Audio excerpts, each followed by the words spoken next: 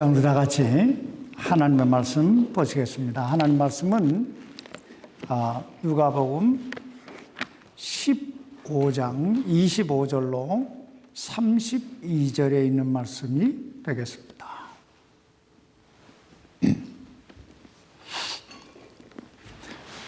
누가복음 15장 25절로 32절까지 있는 말씀이 되겠습니다. 우리 교도하십시다.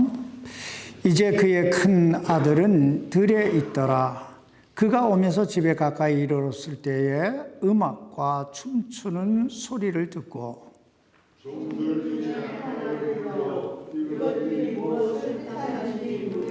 종이 그에게 말하되 당신의 동생이 돌아왔는데 당신의 아버지가 그를 무사히 건강하게 받아들였으므로 살찐 송아지를 잡았나이다 하매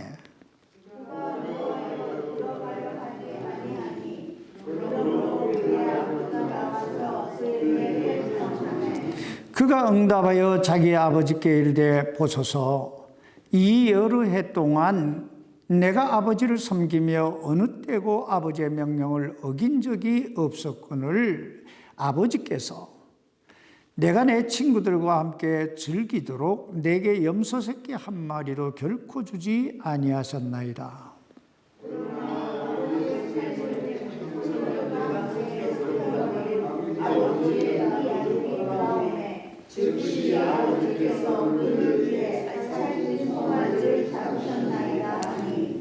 아버지가 그에게 이르되 아들아 너는 항상 나와 함께 있고 내게 있는 모든 것은 내 것이니라. 이 내 동생은 죽었다가 다시 살아났으며 잃어버렸다가 찾았으니 우리가 즐거워하고 기뻐하는 것이 마땅하니라 하니라. 아멘. 기도하십시오. 살아계신 아버지 하나님, 오늘도 하나님께서 우리를 사랑하셔서 이렇게 하나님을 예배하는 이 놀라운 복된 자리에 우리를 불러주신 것을 감사합니다. 아버지 하나님, 어제는 우리나라에 참 결코 있어서는 안 될 엄청난 비극적인 사건이 있었습니다. 아버지 하나님, 수많은 젊은 영혼들이 목숨을 잃었고 또 이 일로 인하여 온 가족들이 아픔을 겪고 있습니다. 하나님, 이렇듯 우리는 한 치 앞도 내다볼 수 없으면서도 참 우리가 얼마나 당당하게 살고 참 교만하게 살고 우리가 먼 것 된 것 같이 살 때가 얼마나 많은지요. 아버지 하나님, 그저 겸손히 여호와를 의뢰하는 자들이 되게 해 주옵소서. 오늘 연약한 종을 붙드시고 아버지 말씀을, 이 생명의 말씀을 잘 증거할 수 있도록 사용해 주시옵소서. 예수님 이름으로 기도하옵나이다. 아멘. 오늘 본문 말씀 이 누가복음 15장은 우리에게 너무나 잘 알려져 있는 유명한 세 가지 비유의 말씀이 기록되어 있습니다. 그 첫 번째 비유는 100마리의 양들 중에 잃어버린 그 한 마리의 양을 찾아서 참 산과 들을 헤매이는 어떤 목자의 비유이고, 두 번째는 10개의 드라크마, 즉 10개의 동전 가운데 잃어버린 그 하나의 동전, 그 드라크마를 찾기 위해 등잔불을 켜고 그것을 찾기 위해 온 집안을 샅샅이 뒤지는 어떤 여인의 비유이고, 세 번째 비유는 집 나간 아들이 돌아오기만을 애타게 기다리는 어떤 아버지의 비유가 기록되어 있습니다. 근데 이 세 가지 비유에는 하나의 공통점이 있는데 그것은 잃어버린 것을 찾고 있다는 것입니다. 그리고 마침내 그 잃은 것을 찾았다는 것입니다. 그리고 그 찾음으로 인하여 기뻐하고 즐거워했다 하는 것입니다. 근데 이 비유의 말씀은 여기서 끝나지 않고 집 나갔다 돌아온 작은 아들의 형, 즉 탕자의 형에 대해 말씀하고 있습니다. 우린 이것을 맏아들의 비유라고 할 수 있습니다. 그런데 이 누가복음 15장 24절 이전에 나오는 25절 이전에 나오는 이 세 가지 비유의 말씀이 너무 유명하다 보니까 오늘 본문에 나오는 이 맏아들에 대한 말씀은 우리가 그냥 스쳐 지나가기가 쉽습니다. 그러나 우리가 이 누가복음 15장 말씀을 잘 묵상해 보면 오늘 이 본문 말씀이야말로 이 누가복음 15장 전체의 하이라이트라고 하는 사실을 발견하게 됩니다. 다시 말하면 오늘 본문 이전에 나오는 이 세 가지 비유는 모두가 오늘 본문 말씀을 주시기 위해 예수님께서 어떤 서론으로 주신 말씀들이라 하는 것입니다. 그러므로 오늘 이 말씀을 우리가 잘 주의해 보십시다. 오늘 본문 말씀은 어떤 파티로부터 시작하고 있습니다. 아버지의 재산 중에 자기의 몫을 챙겨서 먼 나라로 가서 거기서 허랑방탕한 생활을 하다가 모든 재산을 다 탕진하고 세상 말로 거지 중에 상거지가 돼서 돌아온 그 작은 아들을 위해 아버지가 살찐 송아지를 잡고 환영 파티를 열어준 것입니다. 그때 들에 나가 일하다 돌아온 큰 아들이 그 음악 소리와 춤추는 소리를 듣고 종들 중에 하나를 불러 묻습니다. 이게 어찌된 일이냐? 이게 무슨 뜻이냐? 그때 종이 말합니다. 집 나갔던 당신의 동생이 다시 무사히 돌아온 것을 환영하기 위해 당신의 아버지가 살찐 송아지를 잡고 환영 파티를 열어준 것입니다. 여러분, 보편적으로 이럴 때 사람들은 어떻게 반응합니까?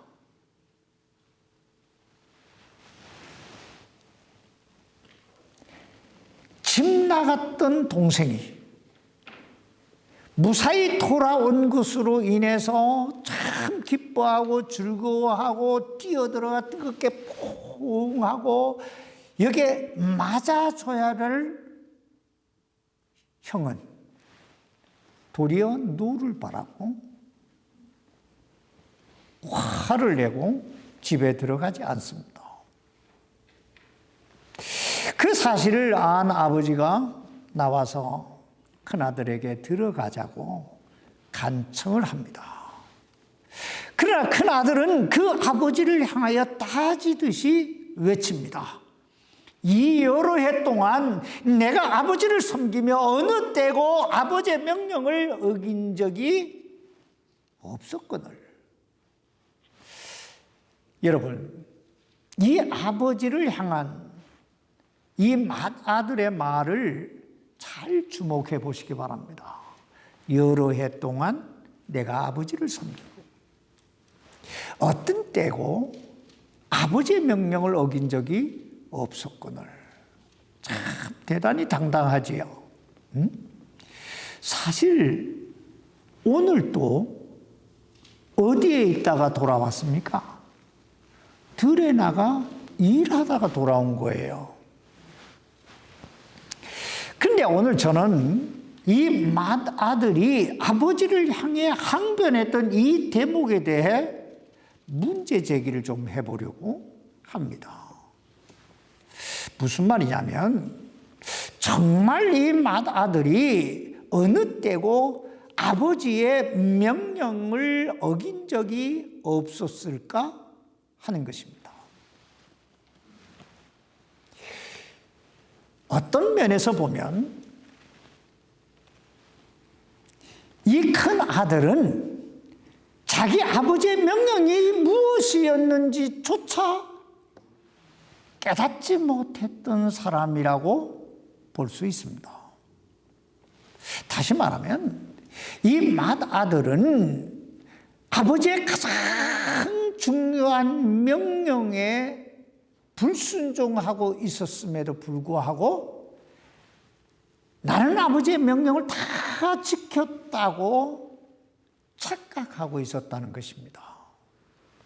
자, 그렇다면 이 맏아들이 마땅히 지켜야 했던 가장 중요한 아버지의 명령은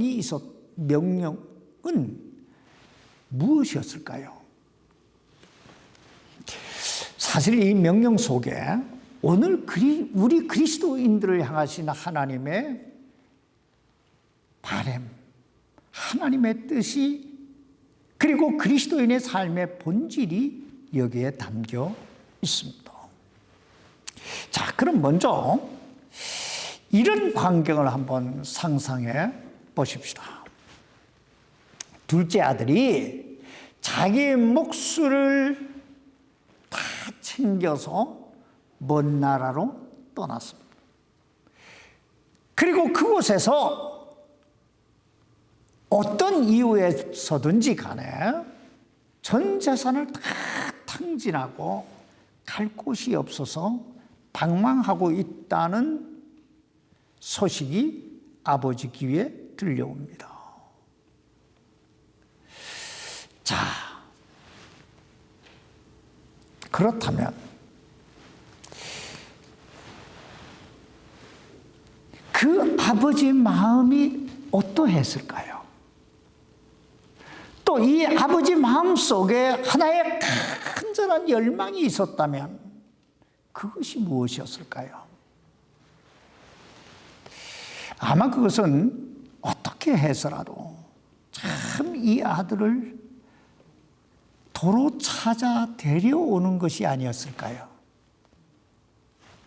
그렇다면 집 나간 아들로 인하여 잠 못 이루며 노심초사 애태우는 아버지가 어느 날 맏아들을 불러놓고 한 가지 가장 중요한 명령을 내린다면 어떤 명령이었을까요? 아마 그것은 가서 집 나간 내 동생을 찾아와라 하는 것이 아니었을까요? 자, 누가복음 15장 서두부터 계속해서 강조되고 있는 하나의 핵심적인 강조점이 있다면 바로 이것입니다. 잃어버린 한 마리 양을 찾아 산과 들로 헤매이는 어떤 선한 목자의 모습, 잃어버린 그 큰 드라크마의 동전을 찾기 위해 등을 치고 온 지방 구석을 다 쓸어가면서 찾고 있는 어떤 여인의 모습, 집 나간 둘째 아들이 돌아오기만을 애타게 기다리는 그 아버지의 모습. 여러분, 지금 예수님께서 이 세 가지 비유를 통해 우리에게 보여주시고자 하시는 모습, 이 모습이 누구의 모습일까요? 바로 우리 하나님의 모습이요. 우리 주님의 모습이에요. 이 세 가지 비유에서 가장 중요한 공통점이 있다면 그것은 바로 잃어버린 것을 찾고 있다는 거예요. 그리고 잃어버린 것을 찾은 즉 너무나 기쁘고 즐거워 이웃과 친구들을 불러놓고 잔치를 벌였다는 것입니다. 여러분, 이 이야기가 공감이 되십니까? 사실 잃어버려도 괜찮은 것이라면 몰라도 결코 잃어버려서는 안 될 어떤 것을 잃어버렸을 때 우리 심정이 어떠합니까? 잠도 잘 안 와요. 밥맛도 없어요. 모든 일이 그냥 모든 신경이 다 거기에 가 있어서 무슨 일을 해도 일이 손에 잡히지 않습니다. 그런데 어느 날 그 잃었던 것을 찾았을 때 그 마음이 어떠할까요? 하늘을 날 듯, 하늘을 날 듯 기쁘지 않겠어요? 응? 지금 아마 우리 지영재님 심정이 그러했을 거예요. 죽을지도 모른다는 생각이.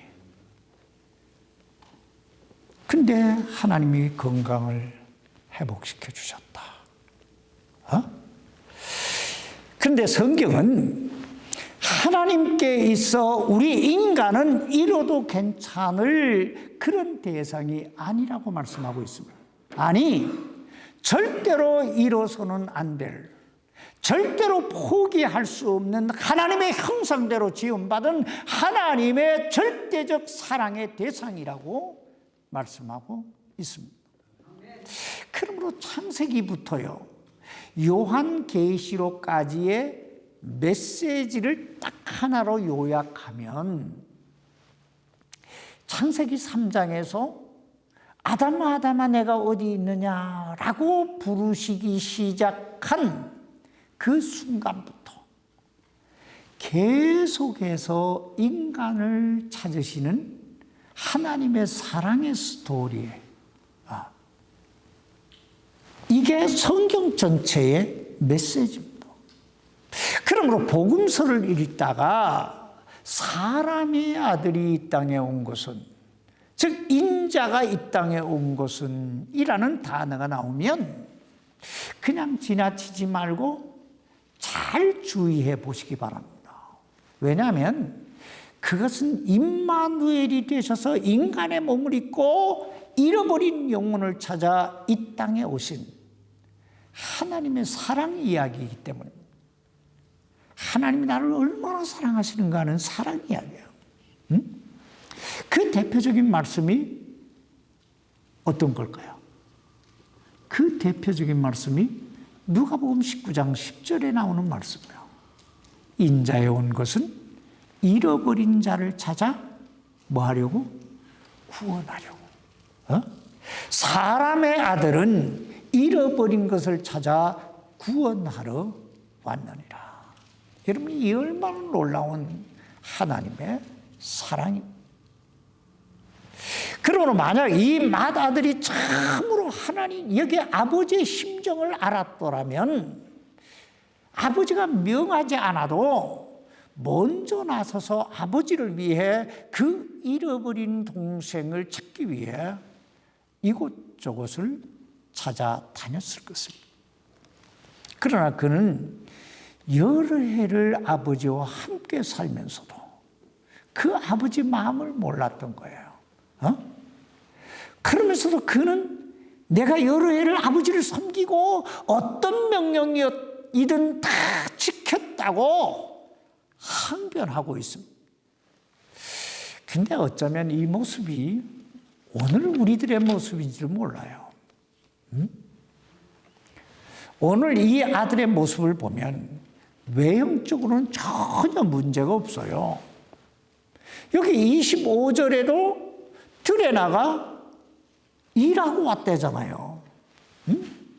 또 그의 말대로 아버지를 잘 섬기고 있었는지도 몰라요. 그러나 그의 가장 큰 과오가 있었다면 아버지의 마음, 아버지의 소원을 헤아리지 못하고 있었다는 것입니다. 그렇다면 오늘 우리들의 모습, 우리들의 삶의 모습은 어떨까요? 열심히 예배에 참여하는 거 대단히 중요합니다. 우리의 몸과 우리의 시간과 우리의 물질을 하나님께 드리는 거 굉장히 중요합니다. 그러나 이 모든 일을 행함에 있어 우리가 항상 잊지 말아야 할 것은 우리를 향하신 하나님의 마음이에요. 하나님의 명령이에요. 여러분, 그것이 뭔 줄 아세요? 그것은 잃어버린 내 동생을 찾아오라는 거예요. 이것을 주님은 마태복음 19장, 여기 28장 19절에서 이렇게 말씀하고 있잖아요. 그러므로 너희는 가서 모든 족속으로 제자를 삼아.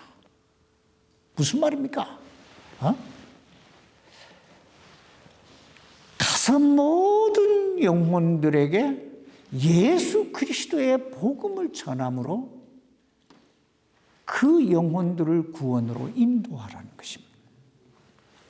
그러므로 우리가 주일을 성수하고 교회에 나와 봉사하는 거, 또 쇼사하는 거 다 좋아요. 그것으로 내가 하나님을 잘 섬기고 하나님 명령을 다 준행했다고 착각하지는 말아야 한다는 것입니다. 왜냐하면 우리 주변에 잃어버린 영혼이 있는 한 우리 아버지 하나님의 아픔은 계속될 것이기 때문입니다. 그러므로 그리스도인의 삶의 본질은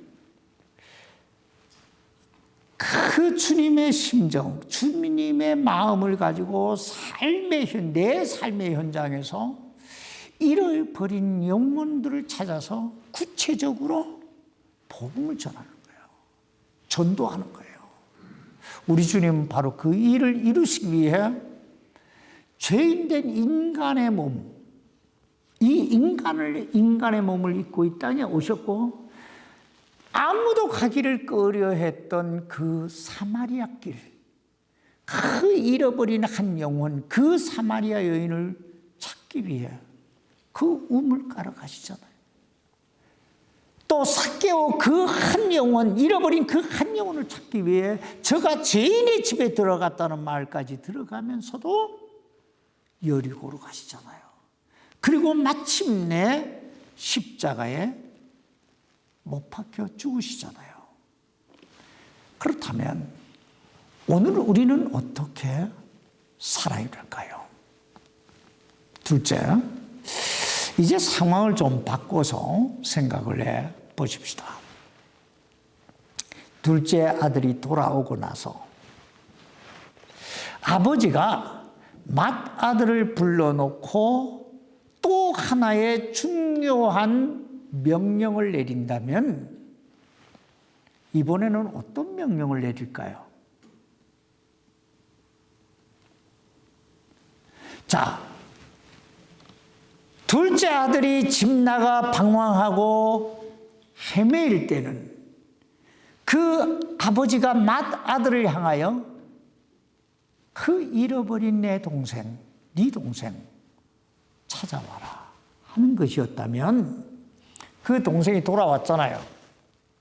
동생이 돌아왔으니까 아버지가 그 맏아들을 불러놓고 또 하나의 중요한 명령을 내린다면 어떤 명령이었을까 하는 거예요. 아마 그것은 내 아우를 사랑으로 잘 돌봐주라고 하셨을 것입니다. 사실 이것은 주님께서 우리 구원받은 그리스도인들에게 주신 가장 중요한 계명입니다. 우리는 그 사실을 한 율법사의 질문에 대한 주님의 대답에서 찾아볼 수 있습니다. 마태복음 22장 36절에 보면 한 율법사가 예수님께 나와 이렇게 묻습니다.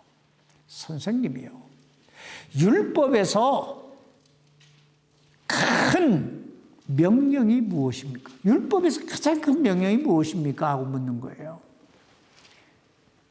그러자 주님께서 마태복음 22장 37절로 39절에 보면 이렇게 말씀하십니다.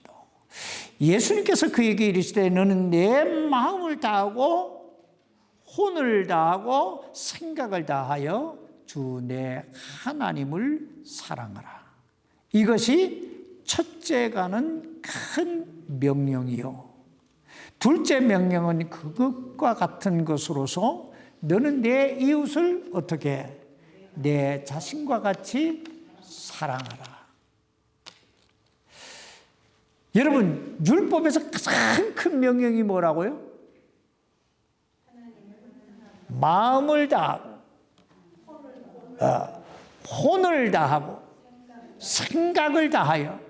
개역성경에는 그러죠. 마음을 다하고 목숨을 다하고 뭐요? 뜻을 다하여 하나님 사랑하는 거예요. 그럼 두 번째 명령이 뭐라고요? 내 이웃을 내 몸같이 내 자신과 같이 사랑하라는 것이다. 또 요한복음 13장 34절로 35절에 보면 예수님께서 제자들에게 이렇게 말씀하십니다. 내가 새 계명을 너희에게 주노니 너희는 서로 사랑하라. 내가 너희를 사랑한 것 같이 너희도 서로 사랑하라. 너희가 서로 사랑하면 이로써 모든 사람이 너희가 내 제자인 줄 알리라. 여러분, 우리가 구원받은 그리스도인이라는 사실을, 즉 우리가 주님의 제자라고 하는 사실을 가장 뚜렷하게 나타낼 수 있는 그 증거가 뭐라고요? 사랑하는 거예요. 사랑하는 거예요. 응?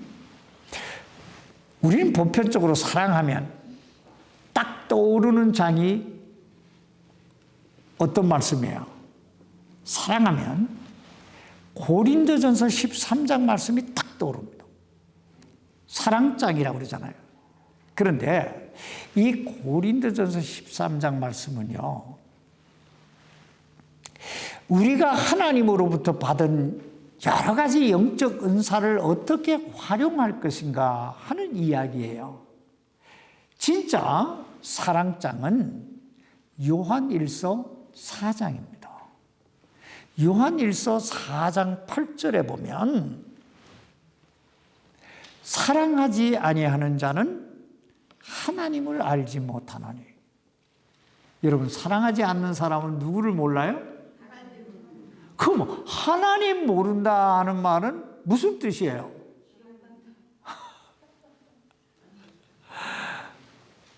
하나님의 자녀가 아니다. 이는 하나님은 사랑이기 때문이라 이렇게 말씀하는 거예요. 그러니까 사랑하지 않으면 하나님 모른다. 하나님 모르면 그는 죄인으로 살다가 가는 거잖아요. 그럼 어디로 간다는 얘기예요? 어?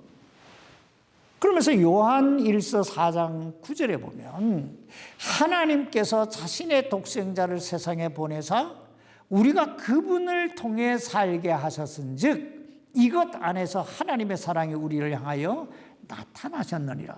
그러니까 하나님, 이 말씀을 요약하면 하나님께서 우리를 사랑하셔서 독생자를 주셨고 그 독생자로 인하여 우리가 구원을 받았다, 살았다, 이런 말이에요. 어? 그러므로 사랑하지 않는 사람은 하나님이 누구신지 모르는 사람이에요. 즉 죽은 사람이요. 어? 그다음 요한일서 4장 12절에 보면 어느 때나 아무도 하나님을 보지 못하였으되 만일 우리가 서로 사랑하면 하나님께서 우리 안에 거하시고 그분의 사랑이 우리 안에서 완전하게 되었느니라 이렇게 말씀합니다. 무슨 말입니까? 우리가 하나님 안에 거하고 있다는 가장 뚜렷한 증거는 내가 사랑하고 있다는 거야. 어? 근데 이 위대한 사랑은요, 여기서 끝나지 않아요.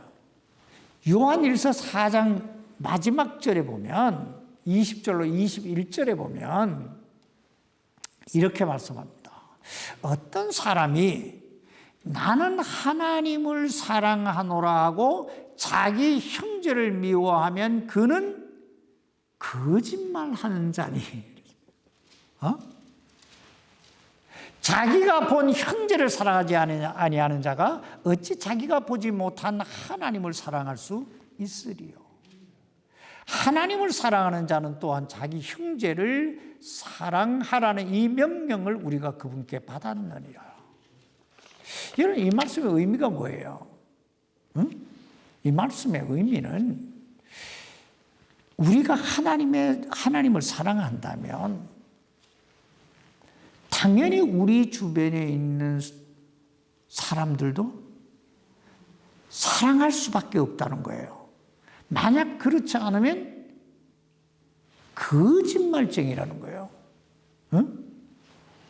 그러니 이 사랑이 얼마나 참 중요하냐 하는 걸 지금 계속 강조하고 있잖아요.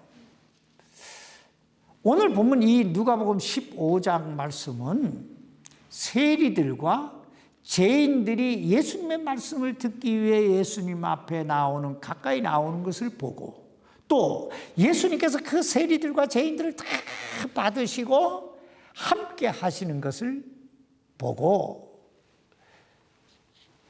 바리새인들과 서기관들이 수군거리기 시작합니다. 이 사람이 죄인들을 받아들이고 그들과 함께 먹는도다. 그러니까 예수님을 수군거리며 비판하는 거예요. 바로 그들을 향해 주신 메시지예요. 아마 저들은 신분이 같은 사람들끼리는 서로 사랑했는지 몰라요. 그러나 저들은 자기들과는 신분이나 계급이 다른 사람들, 즉 세리나 죄인이나 창기 같은 사람들에 대해서는 자신들과 질적으로 다른 사람이라고 생각하므로 멸시하고 천대하기 시작했습니다. 우리는 그 사실을 여기 누가복음 18장 11절에 나오는 바리새인들의 기도에서 볼 수 있어요. 그 기도를 보면 하나님이여, 나는 저 토색하는 자, 불의와 간음을 행하는 자와 같이 아니하고 더욱이 저 세리와 같이 아니함을 인하여 감사합니다고 기도해요. 자, 이것을 좀 바꾸어 말하면 저들은 다른 사람과 자신이 다른 사람들과 같이 않다는 사실 때문에 감사했다 이 말이에요. 그런데 저들이 하나 몰랐던 게 있어요. 내가 다른 사람들과 다르다는 사실 때문에 감사는 했지만 다른 사람들을 향한 나의 의무는 무엇인가에 대해 생각지 못했다는 거예요.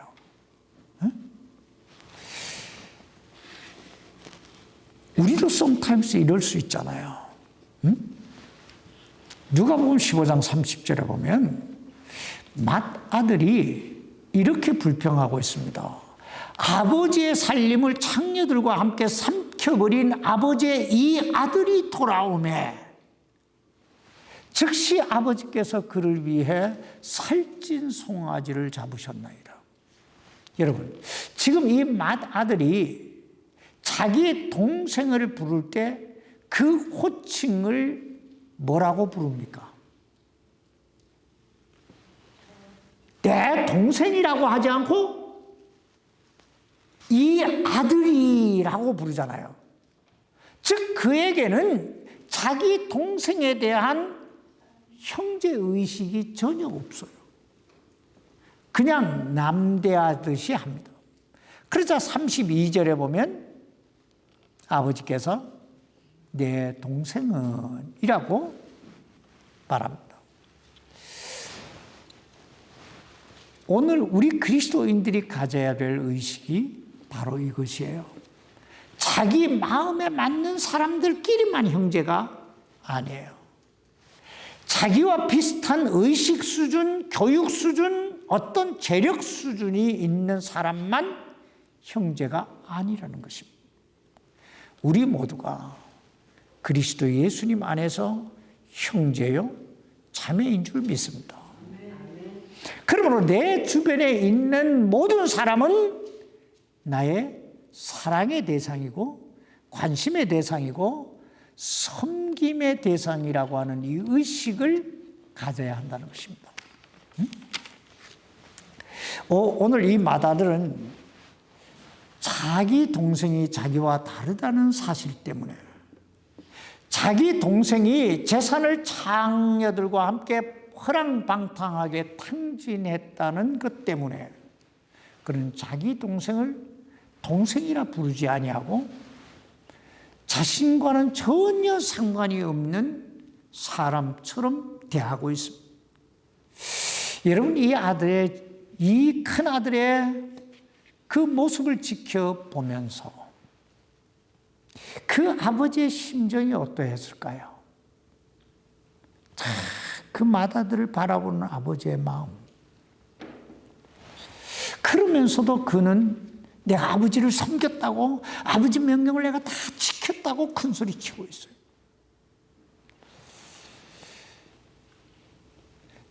오늘 우리는 이 말씀에 비춰볼 때 우리의 모습, 우리의 삶의 모습은 어떻습니까? 우리 그리스도인은요, 형제라고 하는 이 범주를 좀 더, 아니 훨씬 더 넓혀야 할 필요가 있습니다. 내가 보기에 전혀 인간 같지 않은 사람이라 할지라도, 내가 보기에 나와 전혀 다른 종류의 사람이라 할지라도 나를 사랑하셔서 나를 죄와 사망에서 구원해 주신 그 하나님께서 사랑하시니, 사랑하라 하시니 사랑할 수 있는 사람들이 되어야 한다는 것입니다.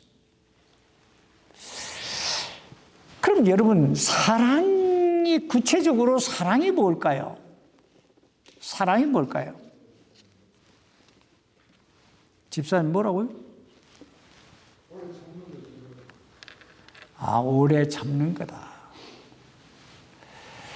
내가 이렇게 얘기하면 내가 참 미안하지만, 자, 우리 집사님 성격에 오래 참겠어요? 옆에 있는 사람에게 물어봐야 되겠지요. 차라리 집사님 이렇게 말하는 게 나아요. 사랑은 눈물의 씨앗입니다. 왜 눈물의 씨앗이냐? 이 말이요, 명답이에요. 왜냐하면 보세요, 사랑은 먼저 상대방에게 관심을 갖는 거예요. 그런데 우리가 알아야 될 건 과다한 관심은 부담을 줄 수 있다는 거예요. 그래서 참 기도해주고 들어주고 하는 거예요. 그리고 사랑은 그 상대방의 필요에 민감해서 그 필요를 채워주는 거예요. 근데 sometimes 내가 사랑하는데 상대가 알아주지 않아. 그래서 눈물이 나. 그게 돼서 눈물의 씨앗이라고. 그럼에도 불구하고 뭐 해야 돼요? 사랑해야 되는 거예요. 그럼에도 불구하고 관심을 가지고 기도해야 되고 필요를 채워줘야 되고, 그러다 보니까 속이 터지니까 눈물이 나죠. 그리스도인이란 그리스도를 닮은 사람이라는 뜻입니다. 그러므로 교회 다닌다고 다 그리스도인이 되었다라고 말할 수 없습니다. 그렇다고 여러분 오해하지 마세요. 아무라도 누구라도 예수 그리스도를 믿기만 하면 구원받는 줄 믿습니다. 그러나 진정한 그리스도인이란 예수님이 그러하셨던 것처럼 잃어버린 잘 영혼이 구원받을 수 있도록 영혼에 대한 관심을 가져야 된다는 거예요. 그리고 그 예수님이 그러하셨던 것처럼 사랑으로 저들의 필요를 나눌 수 있어야 된다는 거예요.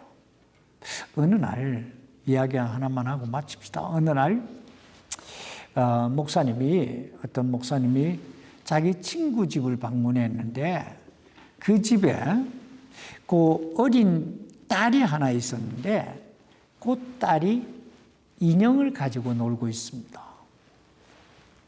그래서 목사님이 물어봤어요. 얘야, 너가 제일 좋아하는 인형이 어떤 거니? 무엇이니? 그랬더니 아저씨, 그건 말해줄 수 없어요. 이러는 거예요. 궁금하잖아요. 그래서 사정을 했어요. 한번 보여줘라. 그랬더니 아저씨가 만약 그걸 보면 비웃을지도 몰라요. 그러는 거예요. 내가 비웃지 않겠다.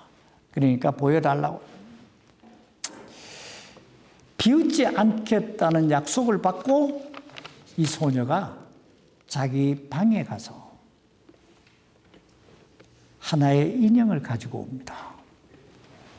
근데 그 인형은 팔도 다리도 다 부러지고 머리도 다 벗겨지고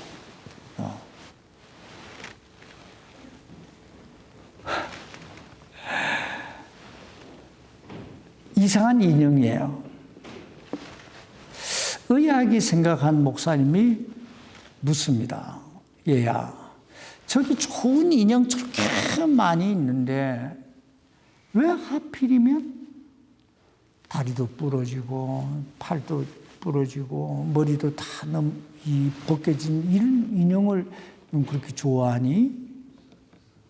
그랬더니 그 소녀가 이렇게 대답합니다. 아저씨, 이 인형은 제가 사랑해 주지 않으면 사랑해 줄 사람이 하나도 없어요.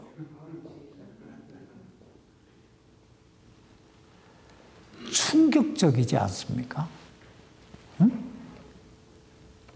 바로 이 마음을 우리가 가져야 된다는 거예요. 세상 사람들이 다 쓸데없다고 고개를 절레절레 흔드는 사람. 세상 사람들이 등 돌린 사람. 응?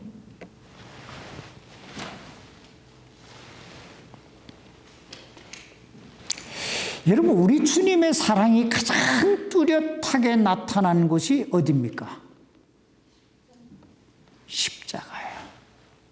십자가. 그렇다면 오늘 우리는 우리의 이웃을 위해, 우리의 형제나 자매를 위해 어떤 십자가를 지고 있습니까? 혹시라도